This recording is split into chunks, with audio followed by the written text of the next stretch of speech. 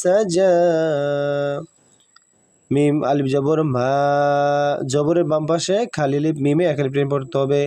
মা, ওয়াও দাল জবর ওয়াদ, দাল জবর দা, ওয়াদ্দা, আইন জবর আ, কাব জবর কা, ওয়াদ্দাআকা, ওয়াদ্দাআকা, আইনে চাপ দিয়ে পড়তে হবে।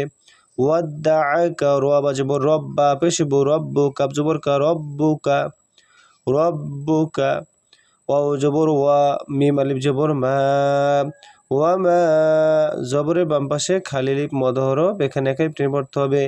ওয়ামা, কব জবর ক, লাম খরা জবর লাম, কলা, লামের উপরে খারা জবর, খারা জবর খারাজের উল্টো পেশ হলে একাই টেনে পড়তে হয়।